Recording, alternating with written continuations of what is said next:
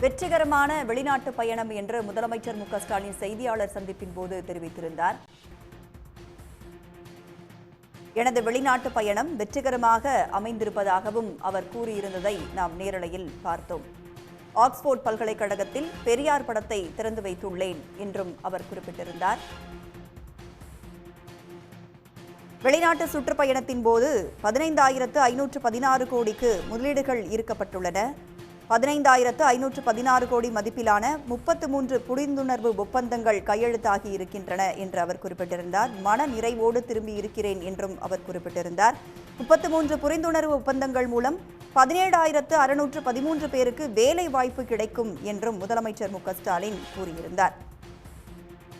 மேலும் பல முதலீடுகள் தமிழ்நாட்டிற்கு வரவிருக்கின்றன என்றும் அவர் செய்தியாளர் சந்திப்பின் போது கூறியிருந்தார். ஓசூருக்கு 11ஆம் தேதி செல்கிறேன். 1,100 கோடி மதிப்பிலான புதிய தொழிற்சாலைக்கு அடிக்கல் நாட்டப்போவதாகவும் அவர் குறிப்பிட்டிருந்தார். ஓசூரில் முதலீட்டாளர் மாநாடு நடைபெற உள்ளதையும் அவர் குறிப்பிட்டிருந்தார்.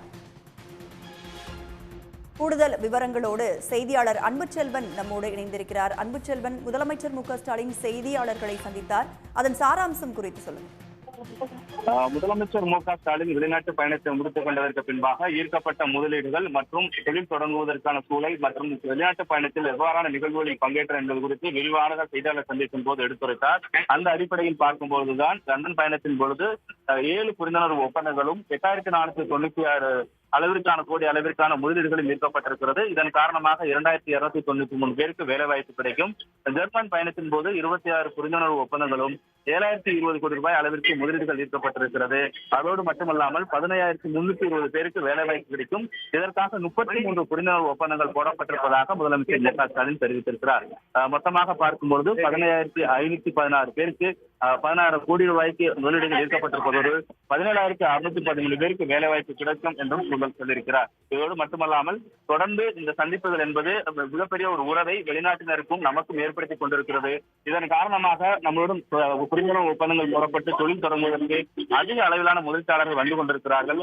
அதிலும் குறிப்பாக நாம் போய் சென்று பேசியதற்கு பின்பாக ஜெர்மனியில் இருக்கக்கூடிய முதலீட்டாளர்களை பொறுத்தவரை நாம் தமிழக சூழல் குறித்து விரிவாக எடுத்துரைத்ததற்கு பின்பாக இது குறித்தெல்லாம் எங்களுக்கு தெரியாமல் போய்விட்டது. பிற மாநிலங்கள் தொடர்பாக ஒரு எண்ணோட்டத்தில் இருந்தவர்கள் நமது மாநிலத்திற்கு முதலீடு செய்வதற்காக வந்திருக்கிறார்கள். ஆகவே இது மிகப்பெரிய ஒரு உறவு பாலமாக இந்த வெளிநாட்டு பயணத்தில் மிக மனநிறைவோடு இருக்கக்கூடிய ஒரு பயணமாக இந்த பயணம் அமைந்திருப்பதாக முதலமைச்சர் மு க ஸ்டாலின் தெரிவித்தார். மேலும் எதிர்கட்சிகள் தொடர்ந்து விமர்சனங்கள் முன்வைக்கிறார்கள்.